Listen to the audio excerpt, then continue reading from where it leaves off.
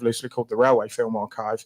It also has an incredible local history film archive as well, which you know about, Claire, already. So I kind of grew up with most of the older generation that are in this room. I grew up with you guys taking me to film fairs and selling films. So I kind of feel very at home, really. Ironically, I actually worked for the Phoenix, so I helped commission this building that we're in right now. So as a student, I was a projectionist in this very building, and the former Phoenix before this one, and I've bounced around from pretty much every film archive in the UK, really, except for the BBC. That's probably one of the few archives I've not worked for. So really that's how I came into the BFI. I did a whole series of freelance years. I'm now back in the BFI since 2013. And film turns up every day. I mean, one of the things I liked about what you said at the beginning there, Sue, is that we're all day to day, most people here interact anyway. We're all friends, and that's the thing I want to extend to those of you that don't know us. We are all friends. We are all happy to help. There's not really very much competitiveness between archives, and it's not really about where films might go in the future. It's about the fact that they are cared for and they have a future. The BFI gave up long ago on trying to be completist. We cannot possibly collect everything, and that's really where regional film archives come in. It's where television archives come in, because between us, we're all, you know, resourced to be able to house that sort of thing. So really, it's a terrible introduction that I'm giving myself, but come and say hello. Come and say hello. We're here all day. Oh, that's lovely. Thanks very much. I think it would be great, you know, for the future, and there's an element of this going on anyway, of collaboration and sharing between the different archives that there are. As you said, the regional film archives, the BFI, the BBC, Channel 4, ITV, etc.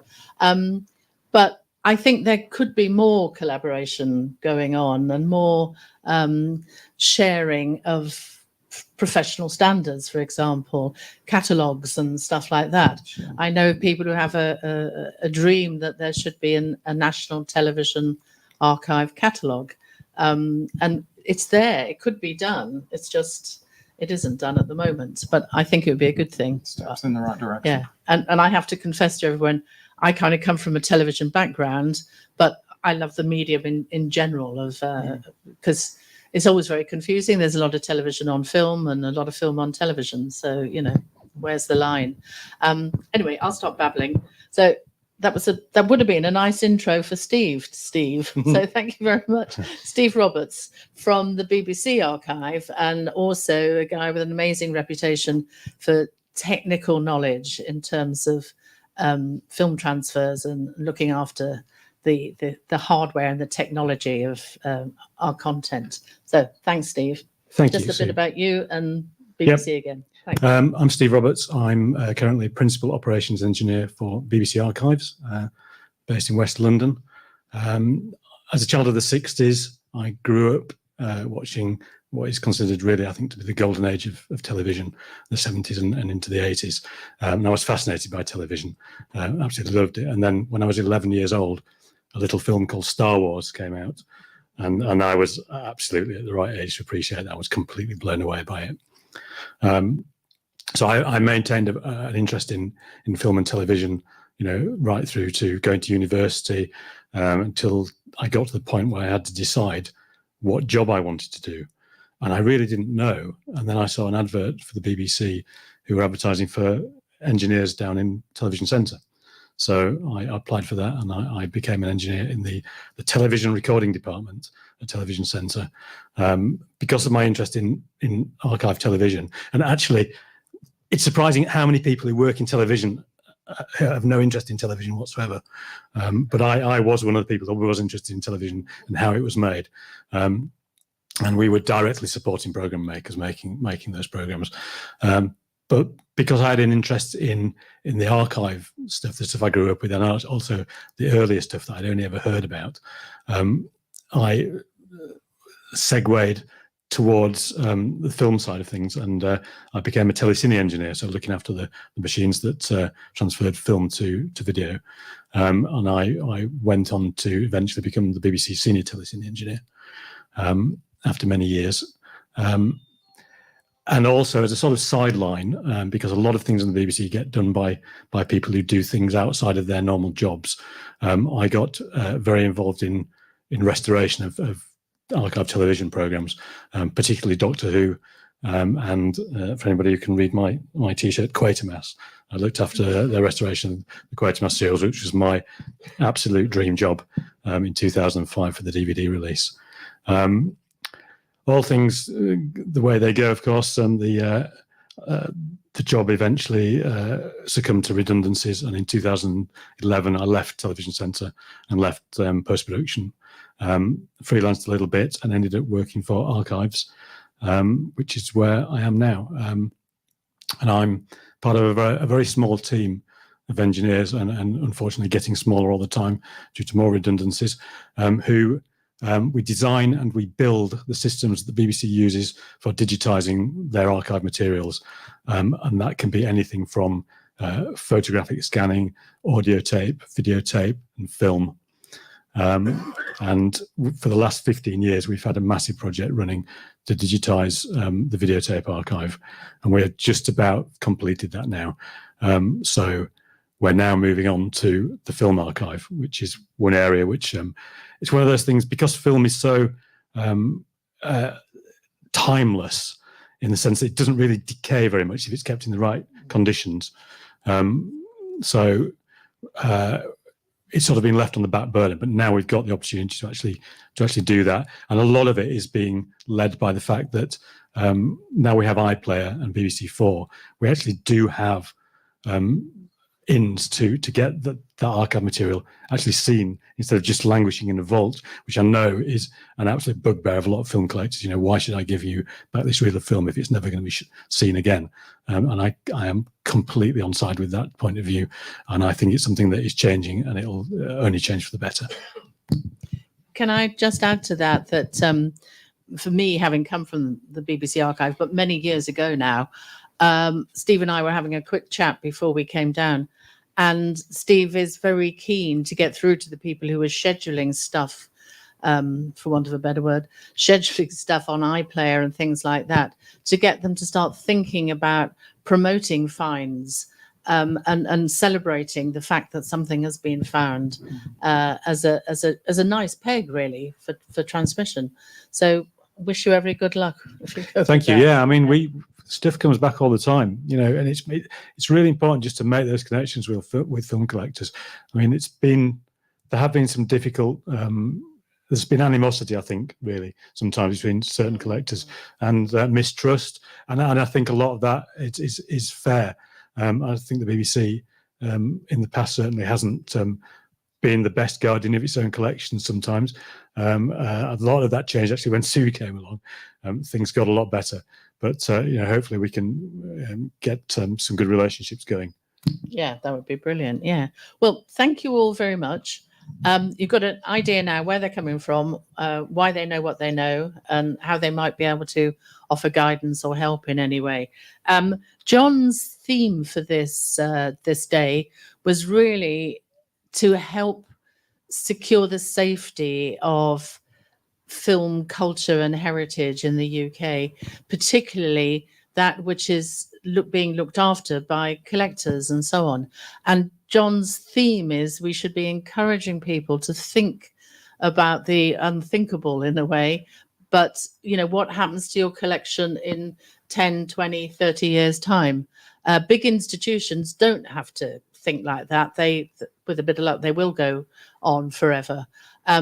But one of the big things John was saying is for people to at least put some kind of codicil in their will to say what is so important about their collection, for example. And I'm sure John and others like Justin can give advice on this, but I was thinking it's making a note of why is that collection so important, and what do you want done with it, and possibly do you leave a little bit of money aside to do something with it? I don't know. That's a very personal thing. And then the other theme from John is make an inventory, make a list of some sort.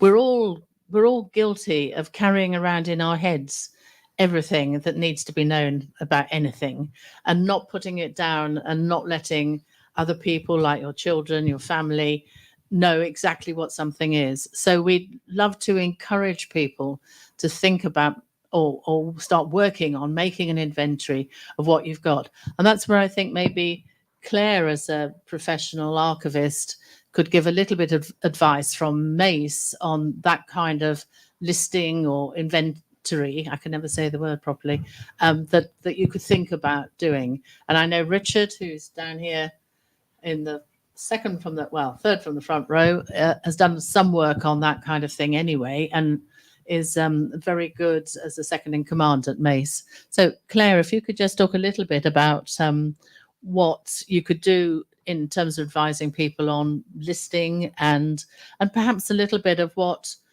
Mace would do if they were offered a collection. What is your sort of protocol? Okay, sure. I mean, I should start by saying it's a very individual thing for somebody to want or decide to put their collection into an archive. And it may be that an archive like Mace is a fit for your collection, or it isn't, or it is in part, or you have very different ideas about what happens to elements of your collection going forward. So we would always, talk to any inquirer at the archive on a very individual basis. We have a table upstairs, and you can come and talk to us all day, and we can give you information and pointers and guidance if that is appropriate for you. And very happy to do that. Normally, if we are contacted by an individual, we're a very small team. So it's a very one-to-one relationship when you come to a regional film archive. There's only 7 of us. And Richard, who has been mentioned and who is here today, deals with a lot of the work to help bring collections into the archive. So he's an ideal person to have a chat with today. We would speak to you about your collection, try to understand a little bit about what's in it. It may be that actually, because I think Steve hit the nail on the head earlier by saying that we know that we can't collect everything. And it's the reason that we have a collecting policy and a defined remit. Although I said it was it's quite wide and flexible, we collect things to do with the Midlands. In fact, we're not able to take in everything, and it might not be appropriate in the right place for your collection to exist, if you're interested in that collection having a life of access in a way beyond being preserved. So I mentioned about the other regional film archives, for instance. Of course, there are lots of different types of archives that exist in the UK, and they're not all public. But if a collector comes to us or an individual comes to us and that collection isn't the right fit for Mace or for you, then one thing we can do is absolutely point you in the right direction of where it might be the right fit. And that's part of the role that regional film archives certainly play. We will be in contact with one another. We can help liaise between each other and point you to the right place. So that's certainly something. There is a home for almost everything, isn't there? There is. And the more you delve into it, there's an organisation that used to be called the BUFVC and is now called Learning on Screen. Mm-hmm. And one thing that I always thought fascinating that they published was a publication, which I think you can go on and you can actually access in digital form now, but it was essentially a directory of all the film archives and repositories everywhere. And it is astounding how many repositories and types of archives there are. So you could check that out. But if you want some friendly one-to-one advice, then we're probably a good starting point if you're in the Midlands. Or you could, for instance, there is a public regional archives network called Film Archives UK. which has a website, Film Archives UK, filmarchives.org.uk, and all of those regional film archives I've mentioned are listed on there with contact details for all of those archives. So another sort of easy route in to find which archive might be appropriate for you. But yeah, that's the first point, would just be a conversation and understanding what you need and how we might be able to help you. And you were saying about you've got a table upstairs, and is the guidelines on doing an inventory there as a document? Yeah, so obviously because of the initiative that John Franklin has come up with, particularly looking about at the future for private collections, and if there's anything we can do to be a part to help with thinking about that. One of his key ideas is to help people to think about inventorizing, and probably you already have lists of stuff, and maybe in part or in whole or maybe not at all. So what we've done is brought along some examples today to think about how you could sort of simply list out a collection that might make that a little bit of a help in getting it to the right place, if that's what you're looking to do. So come and talk to us, and we can talk to you about that. Great. Technology. Thank you very much for that. By the way, you might have noticed John Clancy creeping in earlier. He's brought a clock down here for us. So It's all I can look at. So we know what time it is. Although the hands don't seem to be moving. But don't worry, John. Thanks. So Steve Foxton, what about the BFI? What's their role in this? In terms of giving advice to people who are worried, maybe, or even the families of a collector who are worried about what to do with it. Sure. How do they know how I don't mean, when I use the word value, how financially valuable it is, how cultural, heritagely valuable it is. Sure. I mean, the BFI's position is very similar to Claire, yeah, what she said. The BFI's position is very, very similar, really. I mean, we're very happy to encourage collecting. We're very happy to encourage passing collections on. We're equally happy to encourage the deep research that we support to go with all of that. So I mean, if somebody has a collection, I would want to say that we are extremely approachable. Go to the web. I mean, Google's fantastic now. You say technology. Google's fantastic, isn't it? You can't struggle to find the BFI on Google. Curatorial Archivists team has a curatorial inquiries page within the BFI website. I would suggest to have a read. There will be guidelines already on there, but don't just sit and be a reader. Make contacts. Let's have those conversations. I mean, it is very similar advice. Claire's already kind of really hit the button with it all. Really, we have a collecting policy. We have a slightly different remit to Claire's and to Steve's here as well. But as I've said before, there is a home for everything. Could I just ask, what is the BFI's remit? The BFI's remit is to collect, preserve, and make forever available the greatest in British film. Wonderful. Thank you. Pretty good. So carry on. Sorry. Carry on. Sorry. We used to have a slogan over the door that was "Film Forever," and I loved the slogan. Unfortunately, the building's been remodeled, so we don't have the slogan up anymore. But I mean, it is. It's really interesting, and I can tell from the people I've spoken to already today that there's a definite split in the audience between those that are interested in content and those that are interested in film as a medium, and we kind of all 3 or 4 of us on here have that deep love for the medium, for the actual physical film, and it's not just the film itself, it's the tech, it's the kit, it's the projectors. There's some incredible equipment on display upstairs at the minute, and so there is this deep love of content as well as kit, which kind of makes us prime place to have those conversations and to feel at home sharing what we love. I mean, it's what we do, isn't it? It's what we do. So it is a love. I don't know anybody. Interesting, you were saying there are people in the television industry that don't love television. I've never come across that, in film archiving. Everybody I've ever met, and I can see some colleagues in the audience as well, I'm sure they would say the same, that everybody has that deep kind of rooted love of the medium. So yeah, just pick up the phone, drop me an email, look me up.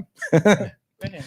Thank you, Steve. Yeah, when you're just mentioning the tech as well, I mean, in film, on the one hand, we all used to think film is forever when compared with videotape, which we all know there have been generations of different formats in videotape that are very short-lived. And I can remember one engineer telling me, that the tape will be obsolete by the time you finish running it. And but film we always thought of as permanent, but it isn't always. I mean, there's I don't know how much nitrate there is about the place where that has the It still turns up. It still turns up. You're finding that as well? Occasionally, yeah. Fantastic. Sometimes people send it through the post in jiffy bags. And we send it back to them in very large metal cans. I've had people travel across the London Underground and drop it in at reception, not realizing. Yeah. Nitrate still turns up. Of course it does. I've had people deliver a bag of powder to me and ask me if they can get the pictures off it still. And I mean, I blame Morecambe and Wise. That's nitrate at its worst decomposition. That is when it's just a bag of dust. And I mean, unfortunately, that's when it's at its most explosive as well. But I mean, generally, you talk about formats. We still try to preserve on the medium that the images were made on in the first place. So I mean, if we're presented with a 35mm film, we will try where budget is available to preserve that on 35mm negative. We will always make digital copies at the time, but I mean that's the thing about spreading across the mediums. I know as time moves on, film and is going to be less and less used. But it already feels like, collectively, this community is the last bastion of that anyway. So, I mean, let's keep film forever. I mean, I think from our point of view, the point about technology going on is a good one because from the BBC's point of view, technology has got so good now in terms of film scanning that we can actually fairly well capture the entirety of what is available within a piece of film digitally now for the future. And so that is what we tend to do. No longer are we really trying to acquire the physical film back from a collector who might want to loan us his collection or part of the collection, whatever. We will just borrow the film, scan it, make an archival copy, make some kind of file copy or DVD to give back to the collector along with their film. So, we're not in the business of having to try to acquire the physical film anymore like we were back in the old days, where we would get a film back and a 16mm print, and we would make a dupe neg from it, for example. No, I mean, for no other reason really than actually it's quite difficult to find somebody who'll make you a dupe neg these days. Of course, yeah. And what about the BBC's own stuff that they're transferring for, as we know, access purposes? The BBC is subject to all sorts of rumors and so on. Some are true, some are not. An awful lot are not. But I know, like in terms of film, the film technology, there would often be the cut neg, the answer print that came from that in the old days was kept as a viewing copy, and then there'd be maybe the transmission copy. So you can see some of those elements are redundant now. Would the BBC be keeping them? No, we are still keeping them. Yeah, we have two film vaults. We're just moving out of our archive centre, our purpose-built archive centre at Perivale, for reasons which are sad and I won't bore you with. But essentially, we are maintaining our Film Masters archive at Perivale, which is negatives, single copies, anything that is very, very important. And that's a vault which is kept at 5 degrees centigrade and 30% humidity. But the rest of our permanent library has had to go into commercial storage, and it's now in Sittingbourne in Kent with a company called Restore, who I'm sure will look after it just as well as we've looked after it. But it's a bit sad for it not to be on our doorstep anymore. But to go back to the point is that we're not throwing things away. If we want to rebroadcast a programme, we have the option to go back right to the original camera negatives if we need to. for instance, we recently did a restoration of Stonewall from 35mm. Annoyingly, it wasn't the version that got transmitted due to some red tape issues, but I hope it might end up going onto iPlayer at least. But we definitely, have the facilities and the drive to do that. Really, we all want to preserve the best possible copy of what we've got. Really. Yeah, no, thanks. I can remember in the old days, just when the archive was still in Windmill Road, there used to be a great big crate. No, it wouldn't be a crate. Great big box of sand that, in case anything on nitrate came through, it went straight in there. In case it sort of self. Shall I tell you my nitrate story? Yeah. I was once on I think these might be legitimate warnings to people. Yes. This is a legitimate case. warning. Yeah. So I was on a fire warden's training course at the BBC, and it was an absolutely blazing hot summer's day, and the fire officer showed us this film of 2,000 foot of 35mm flaky nitrate in a concrete bunker, and they set fire to it, and it blew the top of the bunker off. Over his shoulder, through the window in the car park, I could see my car in the blazing sunshine with 3,000 foot of nitrate on the front passenger seat. I didn't tell him. There was nothing wrong with it. It was good nitrate, but it's just... No, it's right. And for those that want to know, it smells strongly of almonds. So if you got that whiff coming out of the cupboard, then be warned. Yeah. Oh dear, I've switched myself off now. Sorry, I'm just thinking, Steve, is the BBC opening up its stuff more? Yes, I mean, I know we talked about donations and things. Yes, we're very open. One of my slight bugbears with archives is there isn't a single point of contact for people to come along and say, look, I've got this and I'd like to give back, or I'd like to talk to you about this. People can always talk to me, steve.roberts@bbc.co.uk. So we are actively bringing things in all the time. As you probably saw from the bump that accompanied this event, three programs were recently recovered as part of this initiative, and we transferred 4 programs just the other day, and the 4th one will be revealed in the next session, I believe. Oh, right, really? Yeah, but it's one that certainly interested me, and as a child of the 60s and 70s and children's television, it was one that I was very happy to see again. Oh, okay. Hang on, Stuart's. Oh, where are we?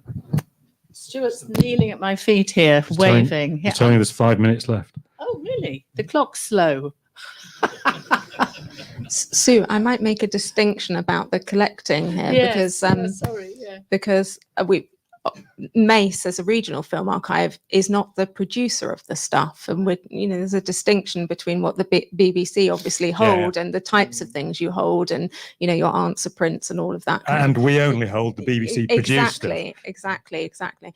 And I suppose we're slightly more similar to the BFI in the sense that we're collecting stuff that has been made by others, and so if you do have, all 3 of us represent some sort of different sphere of production and making as well. And Steve Foxon was saying that the BFI collect things of national significance. We would say we collect things of regional significance, and it's important to think about that, because you might have a collection that crosses all of those areas. You may have things that are to do with the production of the BBC, and you may have something to do with professional feature film production, and you might have something that you may have even shot yourself of your region. And so none of us would take all of that stuff, which is really important to understand. And so if you're thinking about that, and that is somewhere where you would like your legacy or the things that you've collected, and you're thinking about that, then you come and talk to us, and we can help. The way that we've spoken about how we collaborate, speak to one another, know one another. We can help with that if you have those sorts of collections where your passion has gone across all of those spheres, including making your own material. Mace and other regional archives really want to see that. We want to see life on film in our regions, however that's been produced. So I just wanted to add that. No, thanks. Thanks very much for that, Claire. And in a way, the point of this panel was to show you or open up a bit, I suppose, what expertise there is, what possibilities there are to gain advice and things. If you do go back and smell almonds coming out of the kitchen, it might not be, the Christmas cake. It might be a nasty can of something. So Claire has talked a lot about their collecting policies, and so Steve F, if I can say that. And obviously Steve Roberts is very focused on its BBC output. But the other line to come from here is that they're here to offer help and assistance and guidance from that list for inventory information to where's the best place for me to go to this if I've got this kind of technical problem, or I've got a collection, where's a good place for me to go to. So on that note, I'd like to thank all of you very much for being here and being prepared to answer people's questions throughout the day. So don't hesitate. If you've got any queries or any startling information or experience you want to share, then and I'll include myself for what use I might be, but they're all here. So thank you all very much. Thanks. Thank you, Sue. Thanks, Thank you, everyone. Thank you, Thanks, Sue. Sue.